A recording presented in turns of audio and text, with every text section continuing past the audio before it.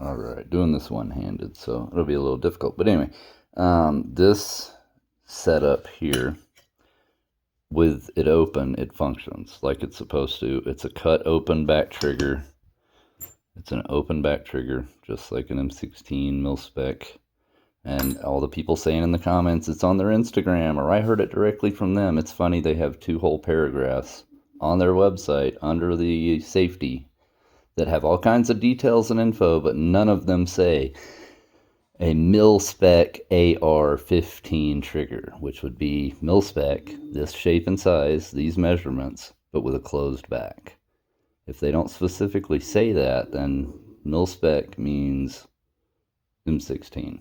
Anyway, look at my other video for that. Point being is that when it's all put together, it functions like this. Like I can get it to function, it resets as soon as I pull this back, blah, blah, blah. The problem is that when it's getting mashed, I guess, when the upper is put on it, this is getting pressed down so hard that this isn't getting tripped properly. The trigger doesn't reset. Then when this goes back forward, then you can reset and pull again like in semi. I put this lower on every upper I have.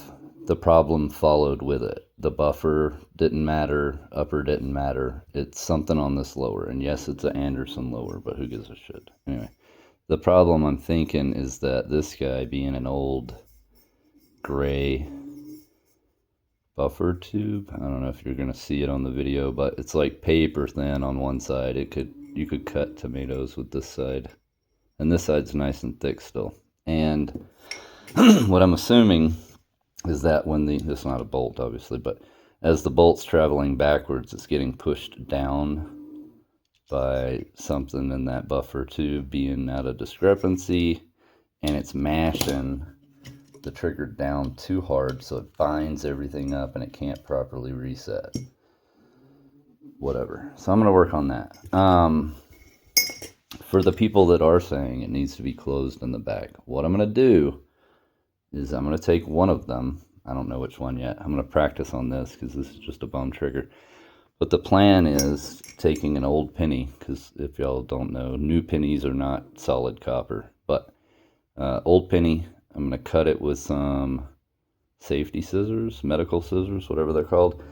So it's got just a tongue, and I can just stick it in there like a tongue and stick it inside here. Okay. And that's going to create a copper wall right there blocking off this channel, and then I can fill that with weld and then, you know, polish it and smooth it down. And that way I have an actual solid shelf AR-15 style mil-spec trigger. And then I'm going to have one that is open still. Like I said, I'm still waiting on a buffer tube, and then I'm taking everything out to the range, and I'm going to, Mexico. I'm going to test them and see what happens. So we'll have one that has an open trigger, we'll have one that has a closed trigger, and I think we'll have one that has a closed trigger that I'm going to weld up myself. So, let me get to welding.